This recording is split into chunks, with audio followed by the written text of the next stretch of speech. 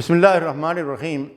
اللہ کے نبی صلی اللہ علیہ وسلم نے ارشاد فرمایا کہ کسی انسان پر کوئی مصیبت آئے، یعنی صرف موت کے وقت ہی نہیں بلکہ کسی بھی مصیبت کے وقت کوئی اس کا نقصان ہو جائے، جانی ہو، مالی ہو، کسی اور طرح کا ہو، اور وہ کہے انا للہ و انا الیہ راجعون، اللہم اجرنی فی مصیبتی واخلف لی خیرا منہا۔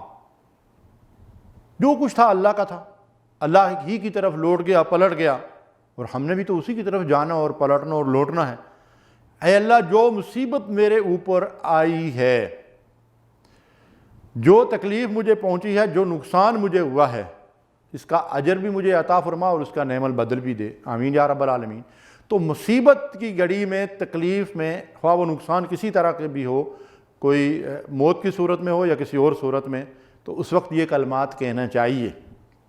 اس کا بڑا اجر و ثواب بھی ہے اور اللہ تعالیٰ کی طرف سے نعمت کا متبادل بھی ملتا ہے۔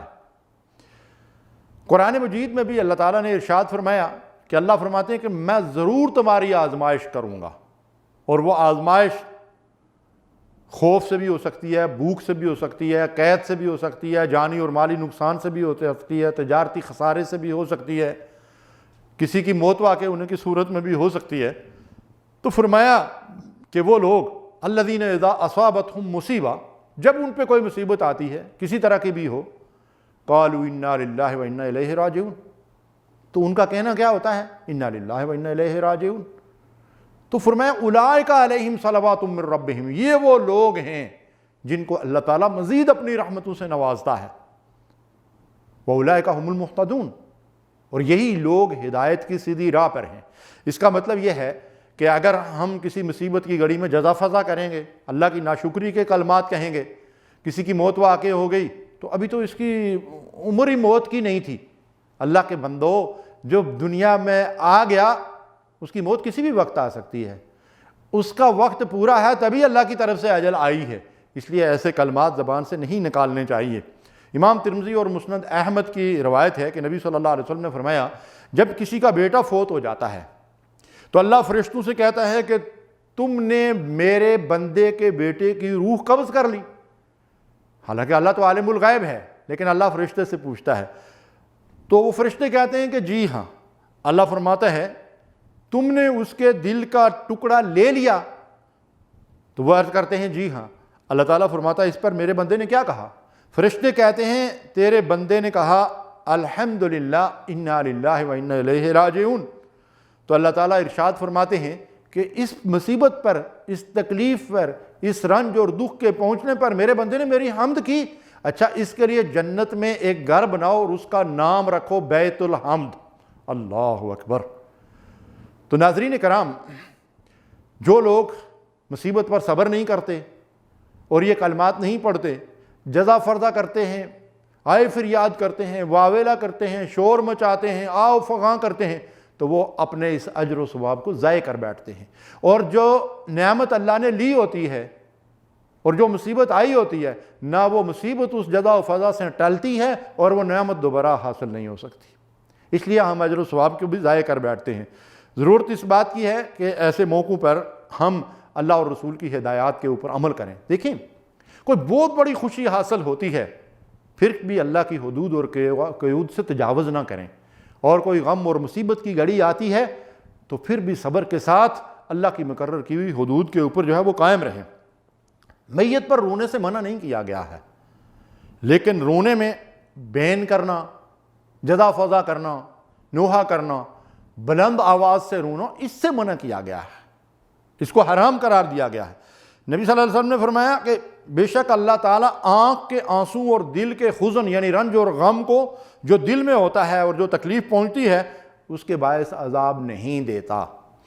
آپ صلی اللہ علیہ وسلم کے اپنے بیٹے ابراہیم علیہ السلام وفات پا گئے، ان کے انتقال پر رسول اللہ صلی اللہ علیہ وسلم کی آنکھوں سے آنسو رواں ہو گئے، اور فرمایا کہ بے شک آنکھ رو رہی ہے اور دل غمگین ہے، لیکن ہم زبان سے وہی لفظ کہیں گے جس سے ہمارا رب راضی ہو، اور وہ کیا ہے؟ انا للہ و انا الیہ راجعون۔ اے ابراہیم، تمہاری جدائی کا ہمیں غم ہے، ہم اداس ہیں، اور یہ صحیح بخاری اور صحیح مسلم کی روایت ہے۔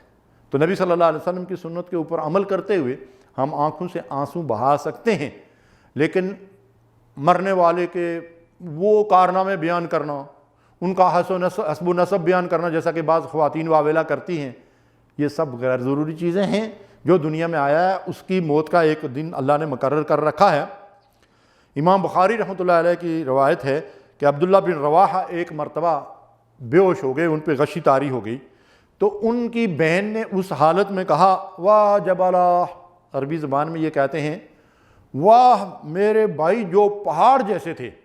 تو کہتے ہیں کہ اس کے بعد عبداللہ بن رواحہ رضی اللہ تعالیٰ عنہ ہوش میں آئے، ان کا افاقہ ہوا، تو انہوں نے کہا کہ کسی نے یہ جملہ کہا تھا، اس پر کسی کہنے والے نے کہا کہ اے عبداللہ کیا تو واقعی ایسا ہی ہے؟ سبحان اللہ، یہ واقعہ ہمیں کس چیز کی طرف توجہ دلاتا ہے کہ ہم کسی کے مرنے پہ کوئی ایسا بیجا لفظ اپنی زبان سے نہ نکالیں جس کے بارے میں اس مردے کو اللہ کے ہاں جو ہے وہ بعض پرس و جواب دہی کرنی پڑے۔ اور یاد رکھیے یہ بھی روایات میں آتا ہے کہ مرنے والے کو اپنے وارثوں کو یہ وصیت کر جانا چاہیے کہ وہ اس کے پیچھے نوحہ اور واویلا نہ کریں۔ اگر اس نے وصیت نہیں کی ہوگی اور نوحہ اور واویلا کیا جائے گا تو اس کی وجہ سے اس سے بھی گرفت کی جائے گی۔ تو جب وہ کہتے ہیں کہ تم ایسے ہی تھے، تو یہاں سے ہمیں کیا رہنمائی ملتی ہے؟ اور پھر رسول اللہ صلی اللہ علیہ وسلم کے اس فرمان کو بھی سامنے رکھیں جو گزشتہ کسی پروگرام کے اندر میں عرض کر چکا ہوں کہ نبی صلی اللہ علیہ وسلم نے فرمایا کہ میری امت میں جاہلیت کے 4 امور جو ہے وہ باقی رہیں گے: نوحہ کرنا، حسب و نسب پر فخر کرنا، اور ستاروں سے جو ہے وہ شگون لینا۔ تو ان چیزوں میں نوحہ کرنا بھی شامل ہے، جس کو رسول اللہ صلی اللہ علیہ وسلم نے جاہلیت کا عمل قرار دیا ہے۔ تو ہمیں چاہیے ان امور سے بچتے ہوئے سنت رسول کے اوپر عمل کریں، کسی بھی نقصان پر کلمہ انا للہ و انا الیہ راجعون پڑھیں۔ اللہ تبارک و تعالی ہماری رنج، مصیبت، غم ان کو دور کر دے اور ہمیں راحت اور خوشی نصیب فرمائے۔ وصلی اللہ علی نبینا محمد۔ صلوا علی